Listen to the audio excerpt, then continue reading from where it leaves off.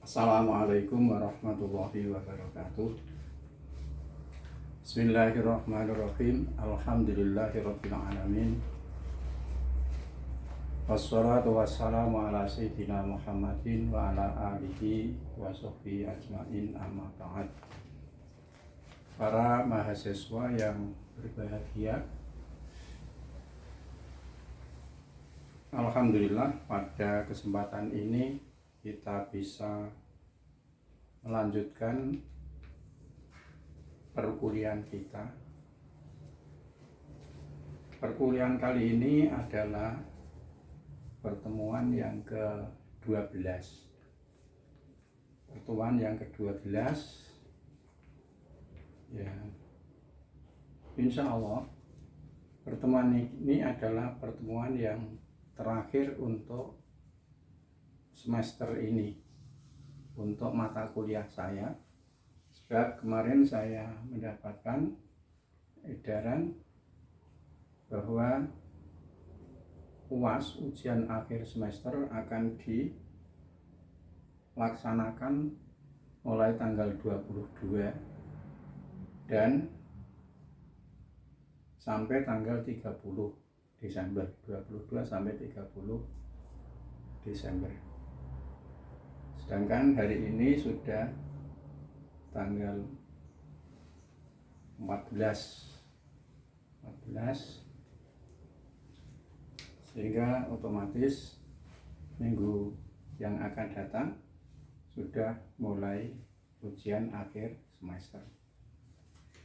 Pertemuan kali ini sesuai dengan silabi itu akan membahas tentang cabang-cabang ulumul hadis pada sanad dan cabang-cabang ulumul hadis pada matan. Dua tema ini akan saya sampaikan sekali pada pertemuan kali ini, yaitu hubungannya dengan sanad dan matan hadis. Kemarin sudah kita singgung tentang pengertian matan. Matan adalah secara definisinya ya, ada satu definisi mengatakan al-matnu al-fadul hadis alladzi tataqawwamu biha ma'anihi. Matan adalah lafal-lafal hadis yang dengan lafal-lafal itu makna hadis itu menjadi jelas. Jadi sabda Nabi maupun apa yang dilakukan oleh Nabi dan takrir Nabi itu menjadi jelas sampai kepada kita ketika itu diwujudkan dalam lafal, dalam tulisan-tulisan yang ada pada kita temui sekarang ini, itu lafal. Jadi lafal hadis. Jadi namanya qala Rasulullah sallallahu alaihi wasallam al-imanu bil'un wa sab'una syu'batan. Itulah yang disebut dengan al-imanu bil'un wa sab'una syu'batan. Itu yang disebut dengan matan. Atau ada yang mendeskripsikan mayan tahi ilahi sanatu minal kalam, yaitu ucapan yang menjadi bidikan dari sanad. Jadi sanad hadis itu atau dari rawi, dari sanad namanya Imam Bukhari Kemudian apakah yang disampaikan oleh Imam Bukhari menyampaikan buah hadis itu benar-benar dari Rasul, itu dibidik dari mana? Imam Bukhari membidik ini dari gurunya, ini gurunya sampai kepada sahabat dari Rasulullah. Di kalamnya itu yang dibidik itu yang disebut matannya. Kemudian sanad itu adalah silsilatul rijal, al-musilah ilal matni, yaitu jalan yang dapat menghubungkan matan hadis kepada Nabi Shallallahu Alaihi Wasallam. Jadi silsilatur rijal al-musilah ilal matni itu sanad. Jadi umpamanya ada hadis, ya, Rawahul Bukhari, Imam Bukhari dari Muhammad bin Musanna, Musanna dari Abdul Wahab, Abdul Wahab dari Ayub, Ayub dari Abu Kilabah, Abi Kilabah dari Anas, Anas mendengar dari Rasulullah Shallallahu Alaihi Wasallam. Jadi disebut silsilatur ruwat itu adalah, atau silsilatur rijal itu adalah Bukhari dari Muhammad bin Musanna dari Abdul Wahab, nama disebut silsilah yang sampai menghubungkan sampai kepada matan hadis. Di orang-orang yang menjadi mata rantai sebuah hadis itulah yang disebut dengan sanad. Kemudian yang pertama ulumul matni. Di dalam silagi itu kan tadi disebutkan yang pertama cabang-cabang ulumul hadis pada sanad. Ini saya dulu kan matan dulu, terlanjur saya menulisnya. Jadi matan hadis tadi, matan bunyi hadis, lafal hadis, min haitsu qailihi, kalau dilihat dari segi qail, dari segi sumbernya, dari segi pewartanya, sumber lafal itu, sumber, maka dibagi ada namanya hadis qudsi, ada hadis marfu, ada hadis mauquf, ada hadis maqtu'. Hadis qudsi kemarin sudah saya sampaikan, ya, barangkali atau belum ya, sudah ya, adalah hadis di situ qailnya atau itu adalah firman Allah, kemudian disampaikan atau diterima Nabi. Jadi maknanya itu Allah sebagai sumber atau qailnya. Kemudian Nabi itu meriwayatkan apa yang ia terima dari Allah. Sehingga teks bunyinya itu kan qala Nabi sallallahu alaihi wasallam, qala Allah taala, atau qala Nabi sallallahu alaihi wasallam fi ma yarwihi an rabbih.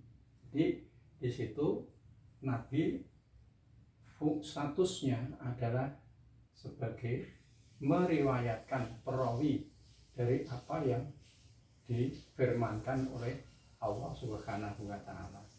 Jadi ini sumbernya adalah Allah. Kemudian hadis marfu. Hadis marfu adalah hadis yang sumbernya itu adalah dari Nabi.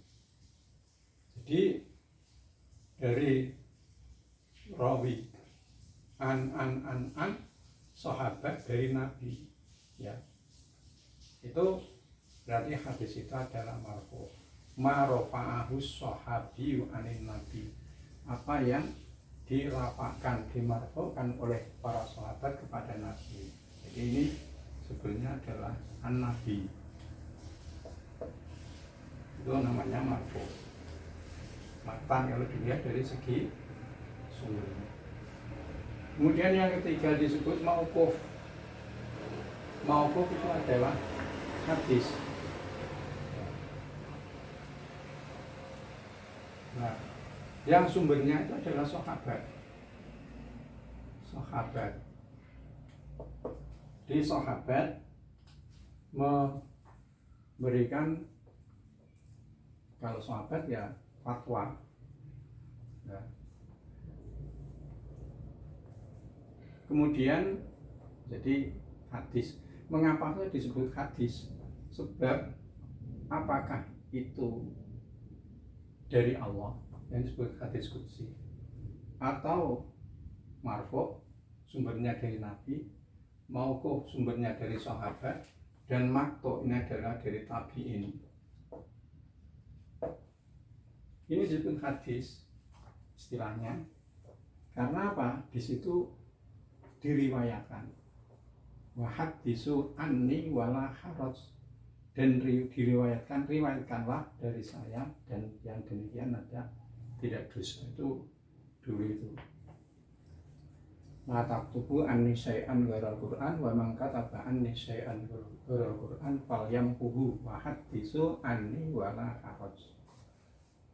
Jadi matan bunyi hadis, lafal hadis kalau diriku dari segi qailnya, sumbernya ya, maka ada namanya hadis qudsi, disebut qudsi kemarin sudah, atau disebut hadis ilahi ya, karena sumbernya adalah al-ilah Tuhan ya, Allah.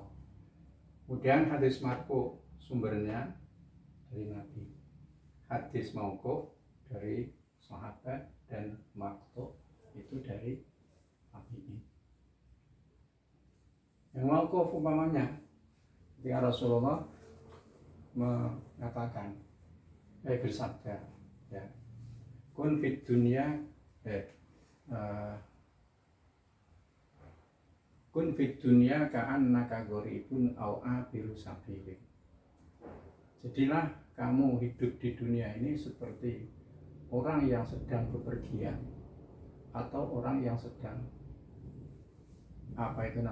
menyeberang jalan ya. Jadi orang bepergian, orang hidup itu kan seperti diumpamakan oleh Nabi seperti orang bepergian ya. Bepergian gimana sih ya, betapapun jauhnya, betapapun lamanya, kalau disebut bepergian ya tetap kembali kepada kampung halamannya.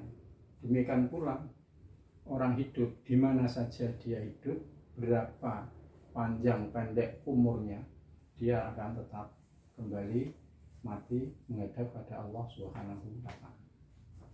Kemudian Abdullah bin Umar,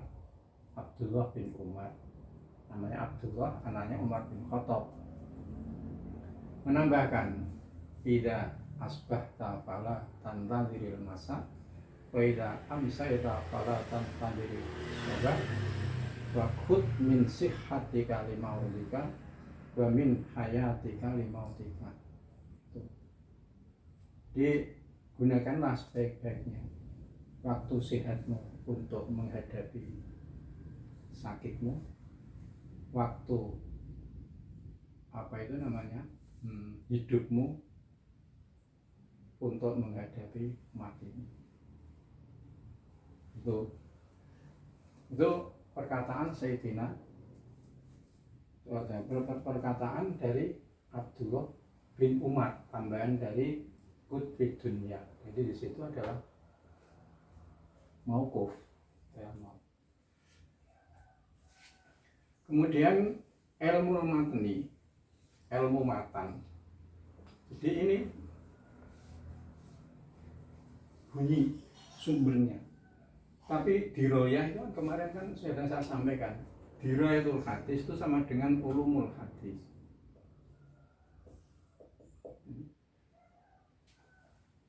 Kalau ilmu matan ini disegi dari ilmunya, artinya ilmu yang membahas tentang ini, hubungannya dengan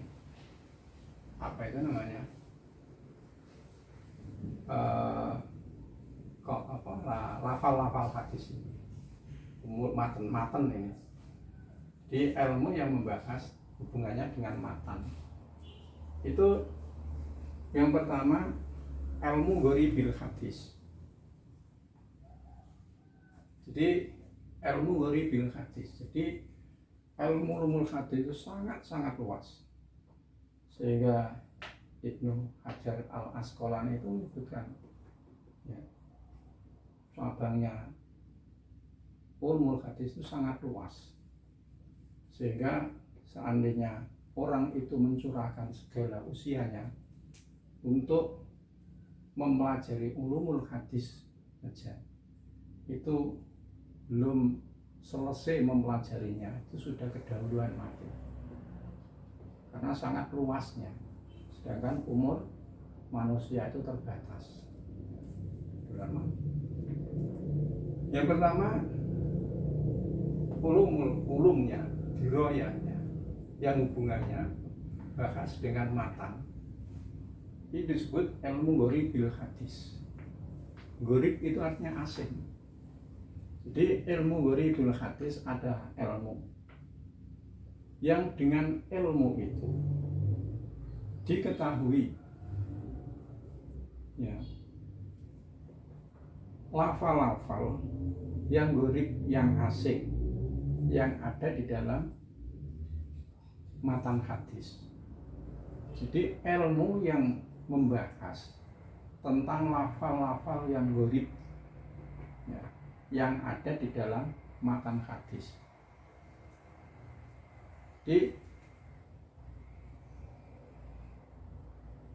orang-orang ajam, bahkan orang Arab sendiri itu boleh jadi ketika memahami hadis itu ada lafal-lafal yang asing. Nah, apalagi seperti kita itu hampir asing semuanya ya, memang bukan bahasa kita, sehingga ada ulama yang berupaya bagaimana lafal-lafal yang gharib, yang asing ya, yang ada di dalam matan hadis itu bisa dijelaskan, diurai, sehingga orang memahami hadis ketika menjumpai kata-kata yang sulit itu ya, kitab yang membahas tentang lafal-lafal yang gharib itu bisa menjadi rujukan. Seperti ada kitab An-Nihayah fi Gharibil Hadis ya, ada kitab An-Nihayah fi Gharibil Hadis. Di situ kitab itu menyebutkan kata yang sulit, yang gharib, yang asing, kemudian disebutkan sebagian daripada matan hadis itu. Ini gharibul hadis, matan hadis. Jadi kata-kata yang sulit, yang gharib di dalam matan hadis itu kemudian diurai, dijelaskan dalam ilmu yang disebut dengan ilmu gharibil hadis. Kemudian yang berhubungan dengan asbabu wurudil hadis, sebab-sebab wurudnya hadis. Jadi Rasulullah itu bersabda, kadang-kadang sabda Rasulullah itu dilatar belakangi karena ada sebab tertentu, sehingga ilmu ini disebut ilmu wurudil hadis. Kalau di dalam ulumul Quran setengah semester yang pertama kemarin ada yang disebut dengan ilmu asbabin nuzul, yaitu ilmu yang membahas tentang sebab-sebab diturunkannya ayat-ayat Al-Quran. Jadi ada latar belakang tentang ayat itu diturunkan. Demikian pula di sini, sebab urudil hadis adalah sebab-sebab atau latar belakang hadis itu disampaikan oleh Nabi. Mungkin ada pertanyaan dari sahabat, Rasulullah memberikan jawaban. Mungkin ada peristiwa-peristiwa tertentu, Rasulullah kemudian menyampaikan ya, itu disebut dengan ilmu wurudil hadis. Nah, ilmu wurudil hadis ini sangat perlu, sangat penting sekali ya, sebab kadang-kadang hadis itu disampaikan pada keadaan tertentu.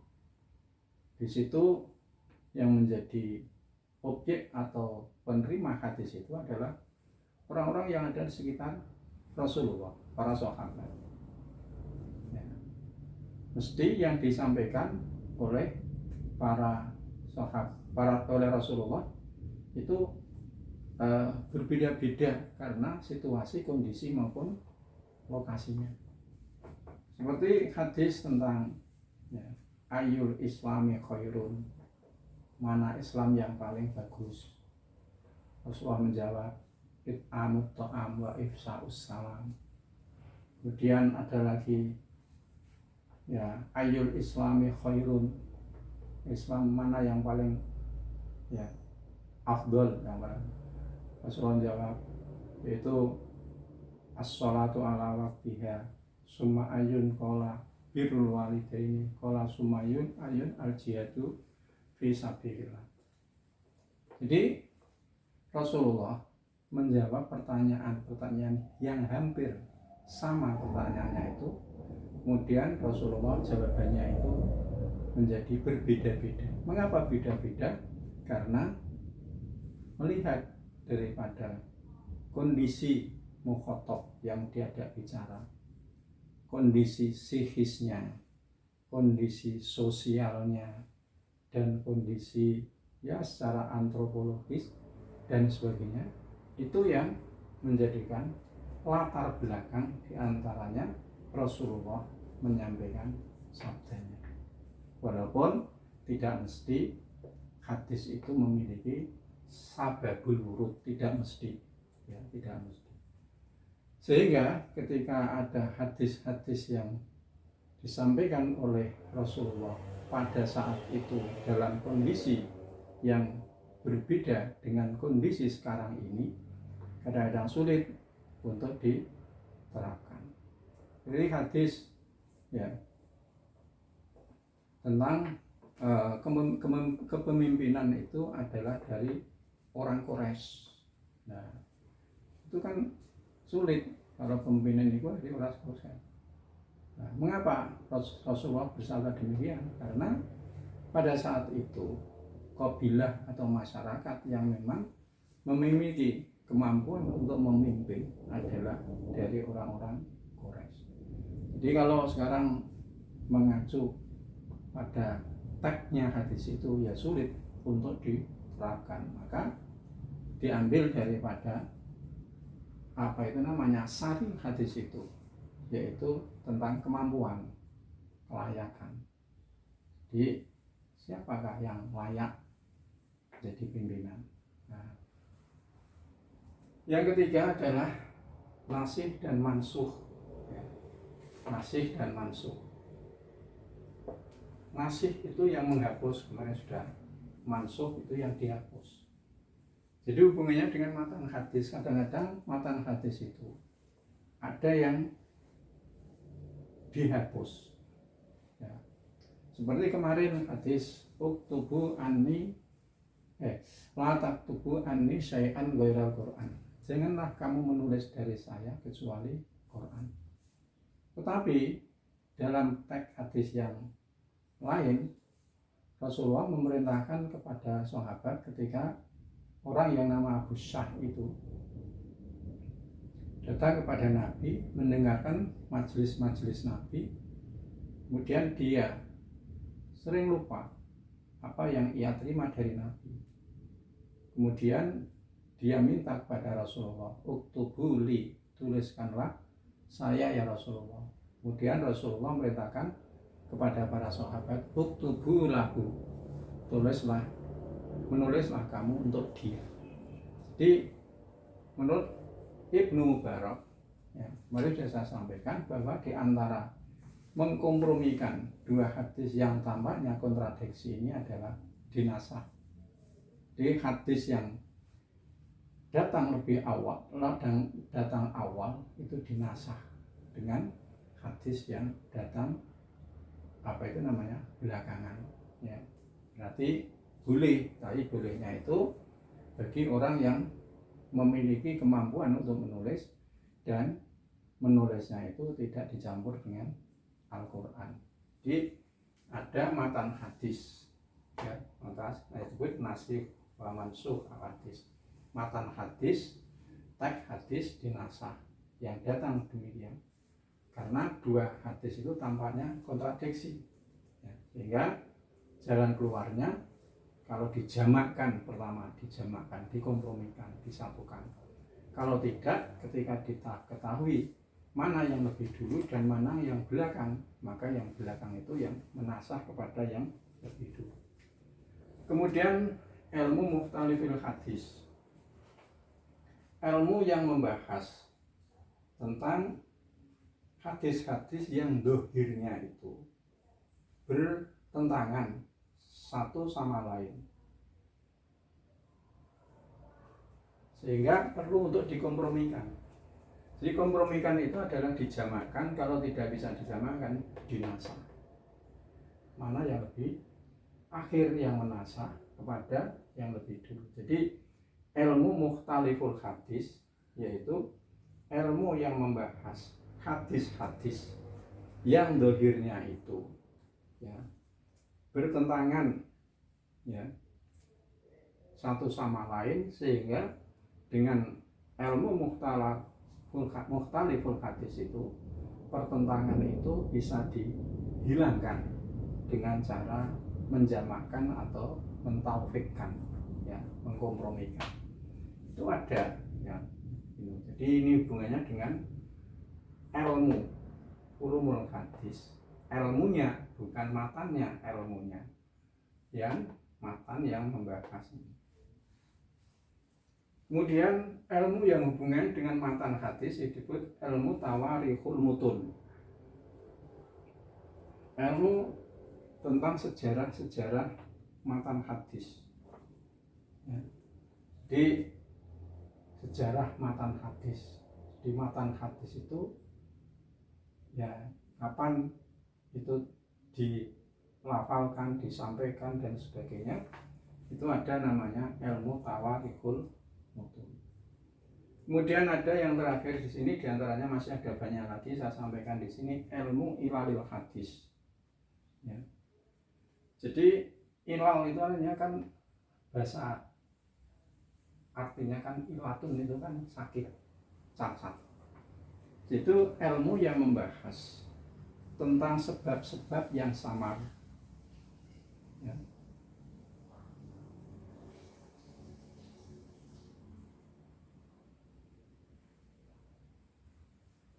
Yang bisa mencelakan ya, kesehatan, kesahihan hadis ya. Jadi ilmu yang membahas tentang sebab-sebab yang samar ya, yang dengan sebab-sebab yang samar itu bisa menyacatkan ya, tentang kesahihan hadis. Jadi ini adalah ilmu yang sangat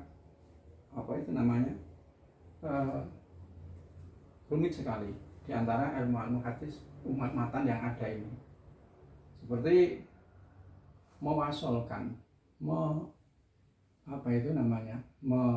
mausulkan. Hadis mausul, hadis yang rawinya itu bersambung, kemudian diingketokkan, diputuskan.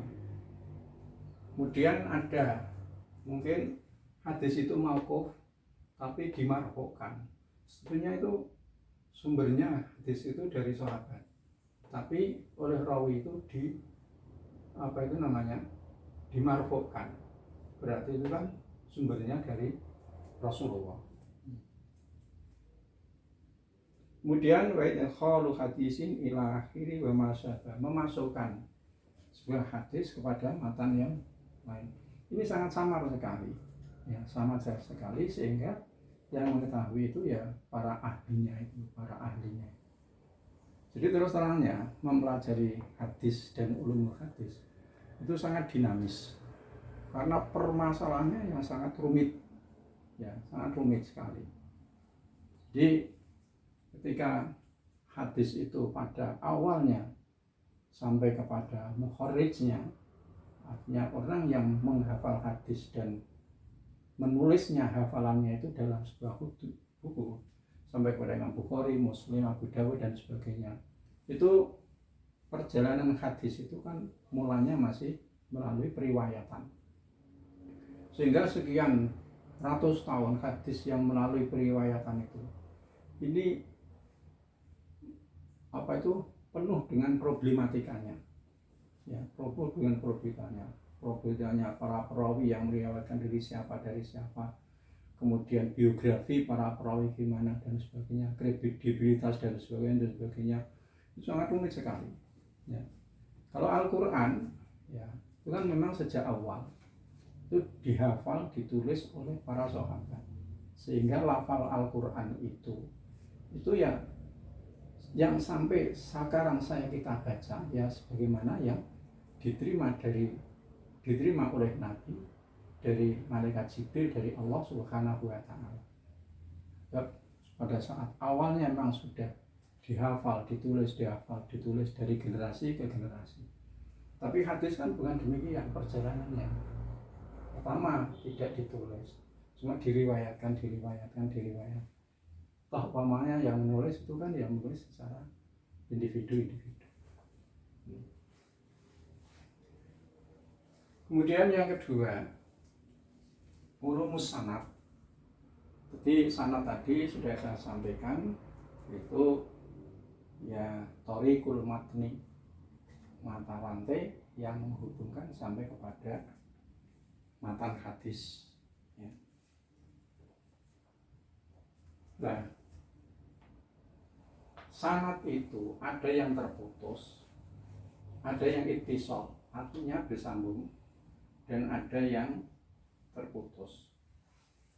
Di perjalanan hadis, ketika hadis itu disampaikan oleh Nabi atau sabda Nabi sampai kepada para perawi terakhir Imam Bukhari, ini di tengah-tengahnya ini itu ada yang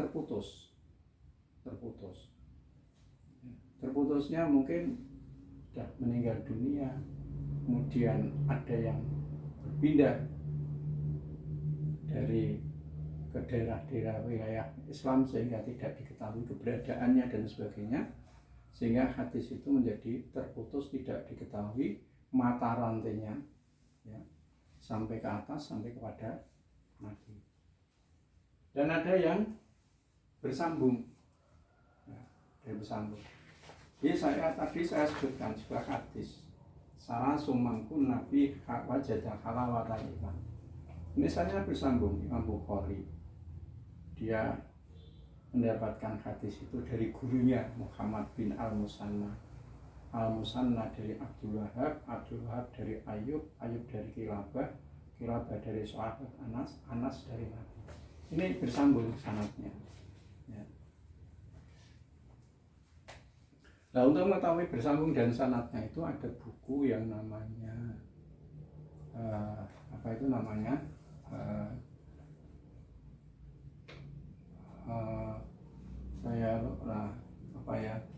yang membahas tentang sanad hadis itu, ya.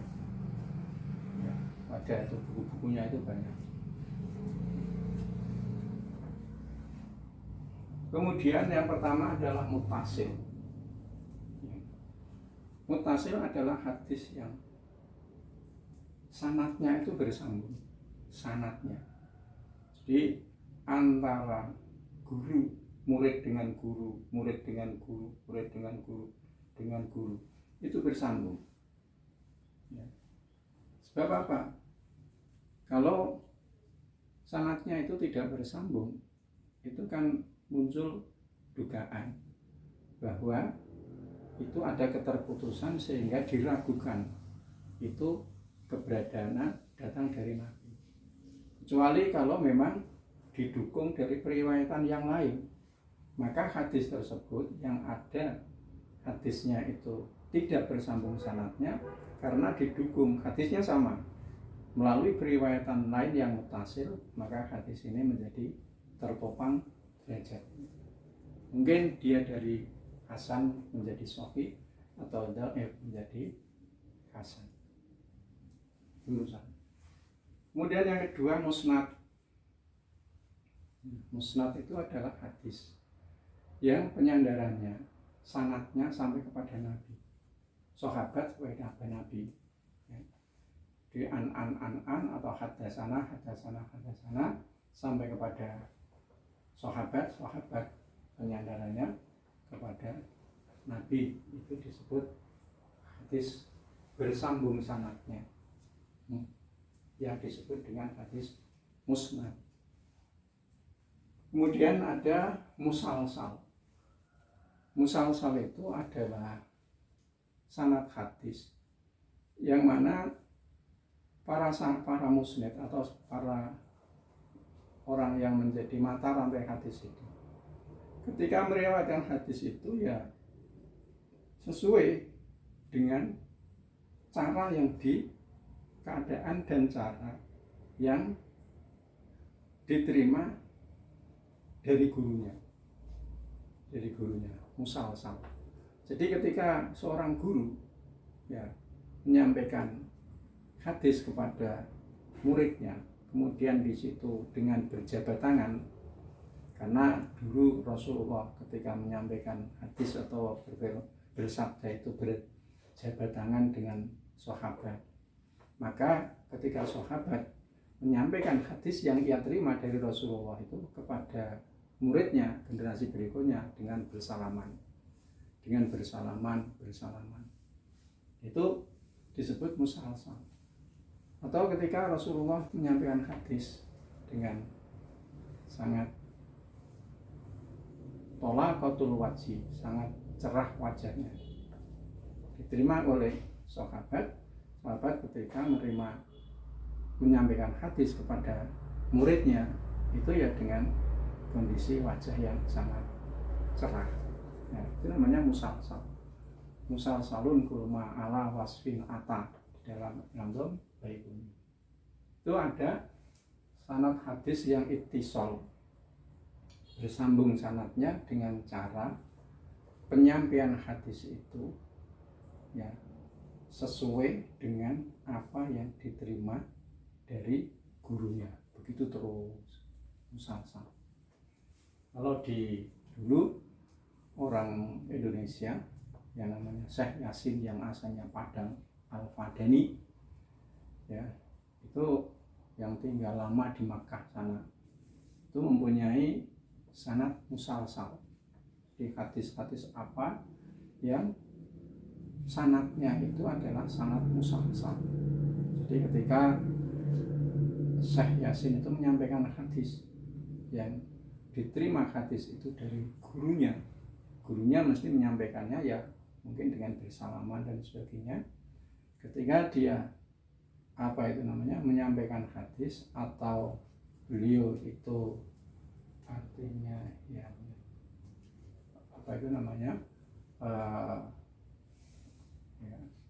menyampaikan hadis, tapi bukan menyampaikan hadis, tapi dia tetap sebagai musnad ya, itu ya dengan cara bagaimana ia menerima dari gurunya. Kemudian ada yang disebut al-ali. Al-ali itu sanad hadis yang pendek. Jadi informasi itu kadang-kadang diterima dari sumbernya itu melalui mata rantai yang pendek. Ya, pendek. Tapi sebaliknya ada yang nazil. Nazil itu adalah hadis yang periwayatannya, para perawinya, periwayatannya itu melalui sanad yang panjang. Ya, sanad panjang. Di mata rantai hadis itu sampai kepada rawi itu panjang sekali. Nah, secara umum hadis yang ali itu lebih bagus daripada hadis yang nazil secara umum. Karena kalau informasi itu sedikit atau pendek mata rantainya, maka di situ biasanya tidak banyak masalah, pendek ya, dari ini selesai. Panjang gitu kan ya, boleh jadi lupa dan sebagainya. Jadi secara umum hadis yang sanadnya itu ali itu lebih bagus daripada yang ini kalau dilihat dari sanad bersambung.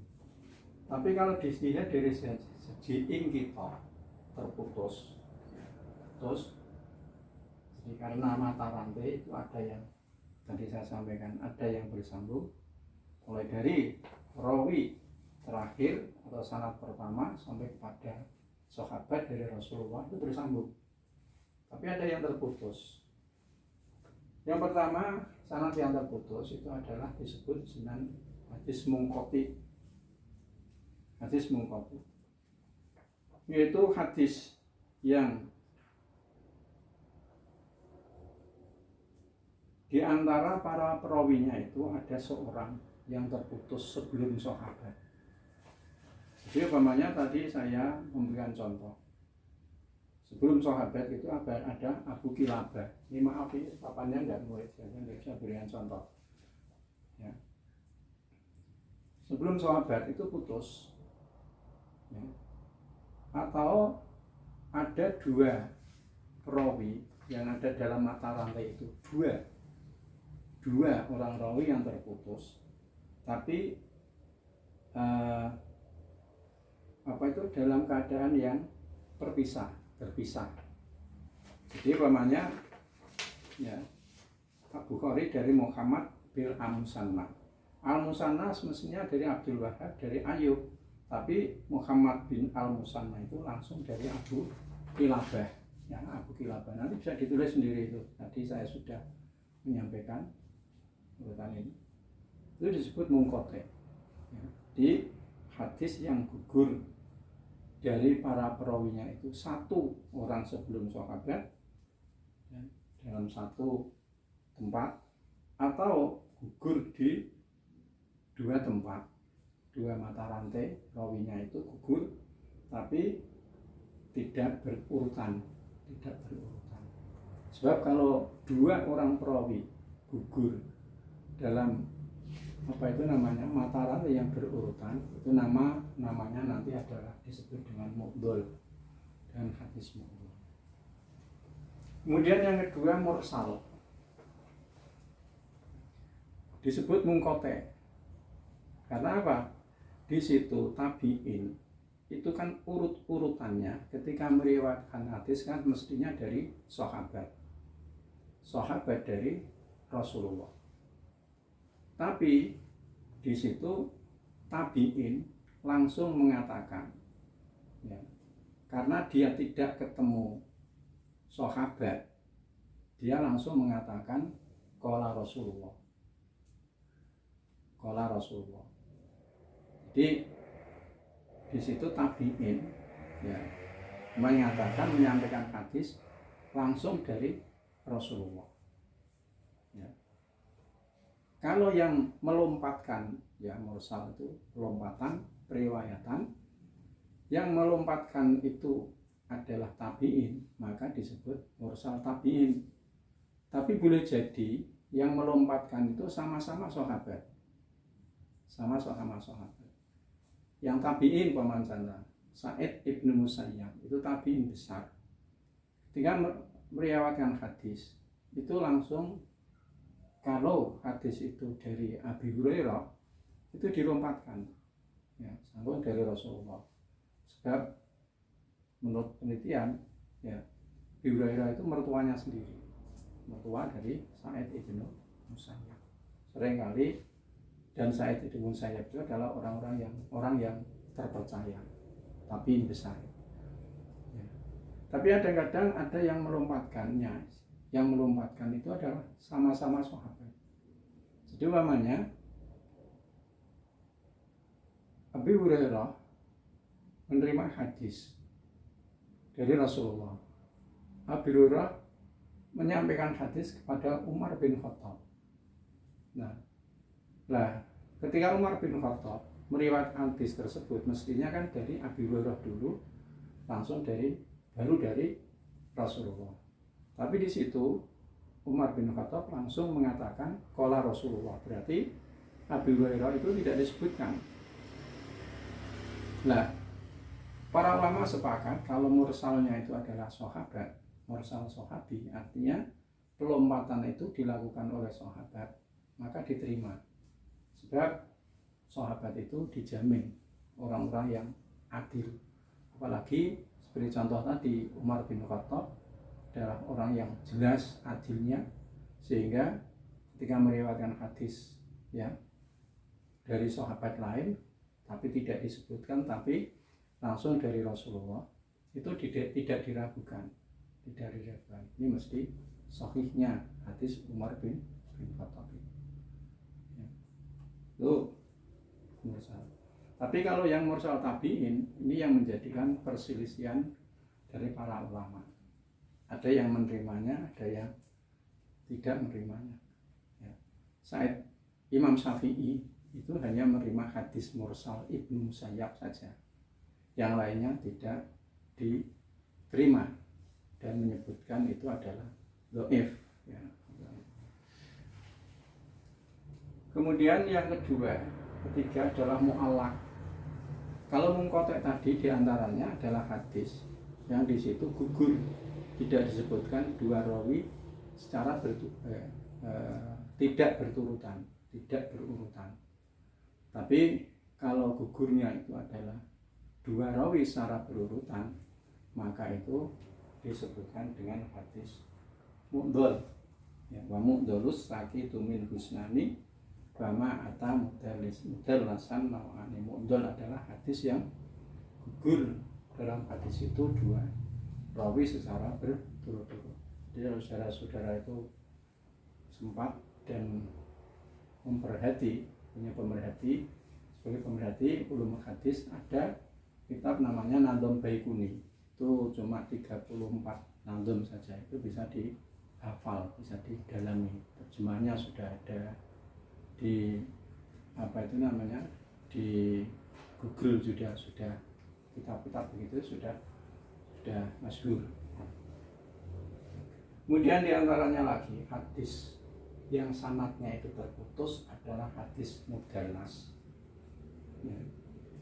Yaitu hadis yang diriwayatkan melalui satu wajah. Ya. Di situ tampaknya tidak ada cacat apa-apa. Ya. Tampaknya tidak ada cacat apa-apa. Tapi di situ sanad itu, si rawi hadis itu sengaja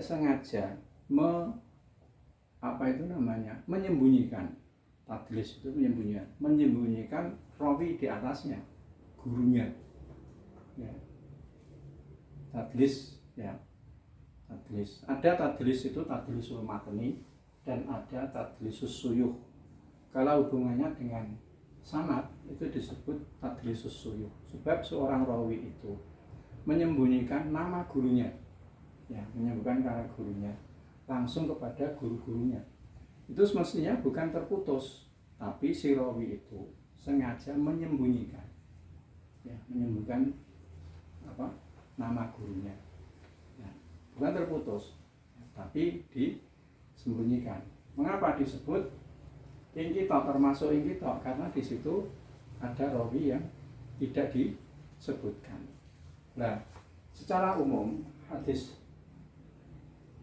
mungkot, hadis yang ingkitok sanadnya ini itu disebut hadis yang dhaif. Karena apa disebut dhaif? Karena di situ ada semacam keraguan. Apakah hadis ini betul-betul datang dari Rasul atau tidak? Sehingga umat Islam itu, ya, telitinya, perhatiannya para ulama terdahulu supaya umat Islam ini dalam melaksanakan ajaran Islam itu tidak salah, maka sumber ajaran Islam ini harus valid, datang dari sumbernya, ya. Sehingga ada sesuatu yang putus saja sanadnya itu diragukan.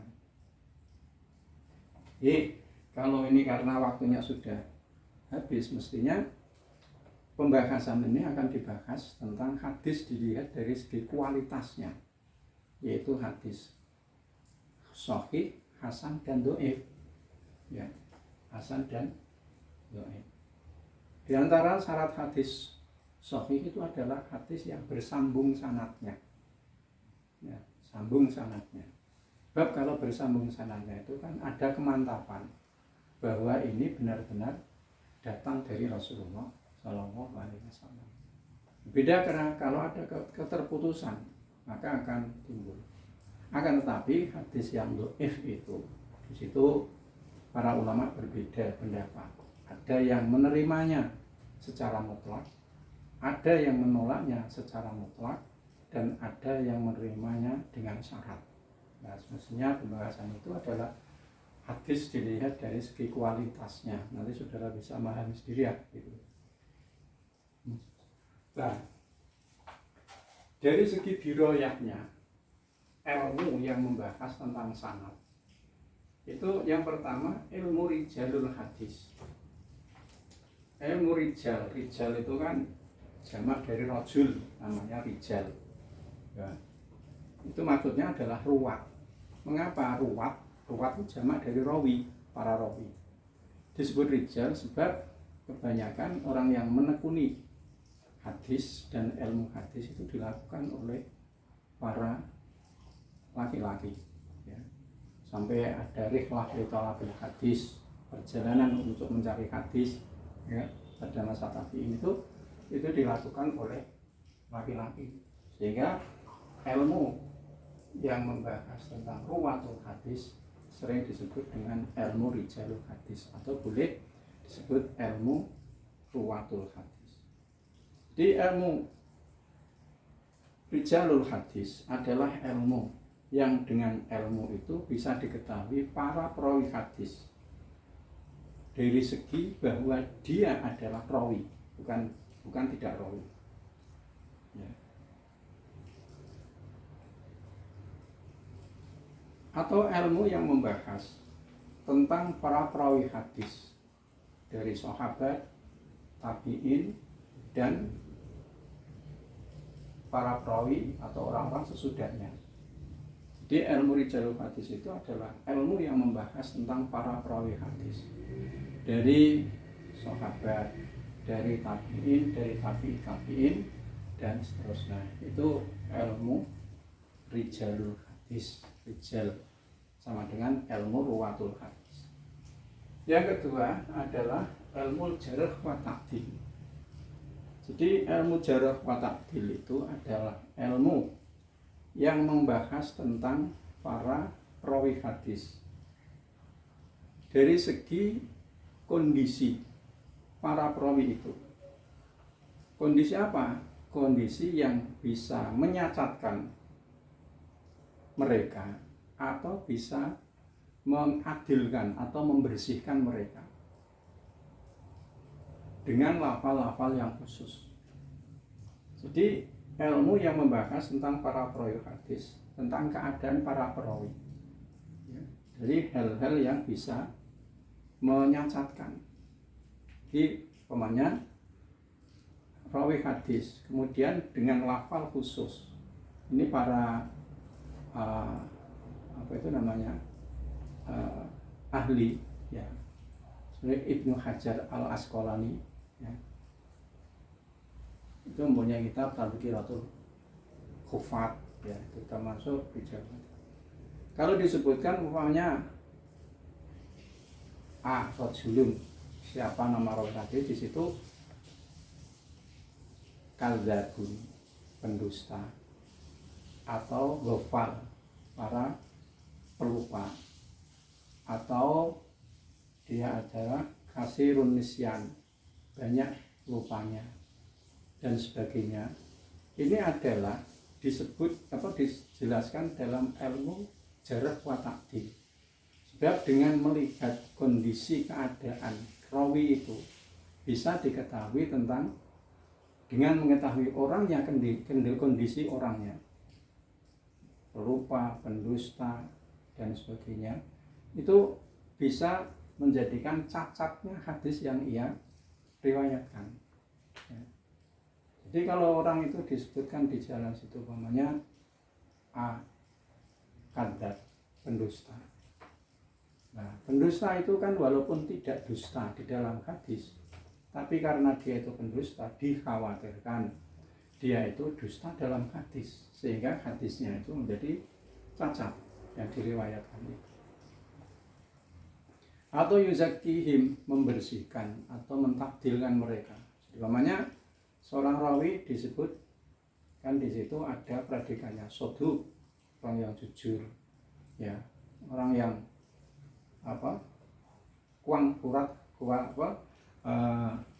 kuat hafalannya dan sebagainya.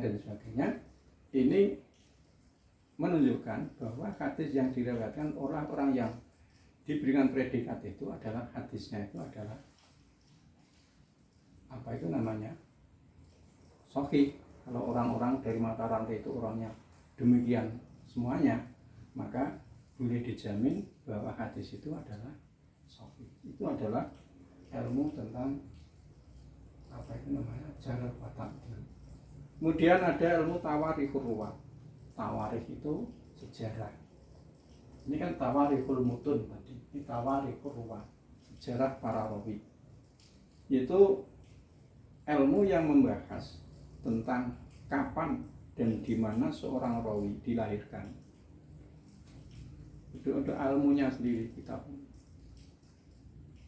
Dari siapa ia menerima hadis. Kemudian siapa yang pernah mengambil hadis daripadanya. Kemudian kapan dia wafat. Itu tawarikh. Tarikh itu kan gitu toh, tarikh sejarah. Mulai kelahiran seseorang, kemudian apa yang dilakukan selama hidupnya, perjuangannya dan sebagainya, kan sejarah kan begitu ya, sampai wafatnya. Jadi di sini tawarikhur ruwat adalah ilmu tentang rawi, kapan dia dilahirkan,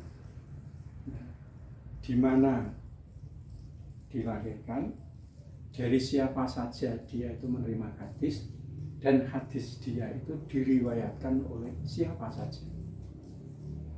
Jadi rumitnya begini nih mempelajari hadis kalau memang orang-orang itu serius, tekun, ya, lebih dinamis karena permasalahannya itu lebih banyak, lebih lebih detail, ya. Masalah rawinya saja itu sudah. Kemudian ilmu tabaqatur ruwat, ya, tabaqatur ruwat, yaitu ilmu yang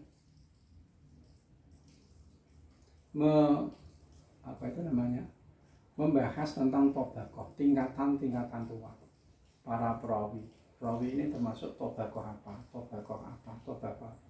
tabaqah sahabat besar, sahabat menengah, sahabat kecil, tabiin besar, tabiin menengah, tabiin kecil, dan sebagainya. Kemudian siapa sahabat yang termasuk sahabat besar atau sahabat kabir, sahabat al-awsat, dan sahabat shogir, ya. Sahabat besar adalah sahabat yang masuk Islam pada awal-awal, kemudian dia banyak berhubungan mukhtalid dengan Rasulullah seperti khulafa ar-rasyidin al-arba'ah dan sahabat yang lain. Sahabat kecil adalah sahabat yang di situ ketemu dengan Rasulullah ketika dia masih kecil, mungkin Abdullah bin Abbas dan sebagainya. Karena ketemunya Rasulullah hanya sebentar, dia masih kecil. Dan begitu juga tabiin besar adalah yang banyak ketemu dengan sahabat. Tabiin kecil yang sedikit bertemu dengan sahabat. Nah, itu dibahas. Sehingga apa? Untuk mengetahui dari tabaqatur ruwat ini adalah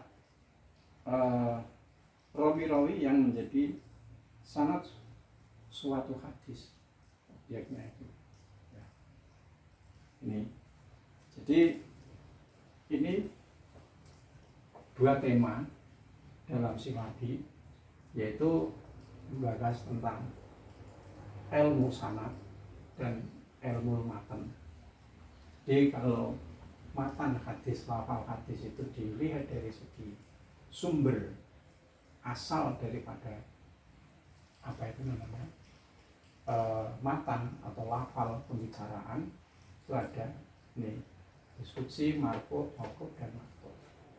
Kemudian ilmu yang hubungan dengan matan itu ada ini. Kemudian sanad, ya.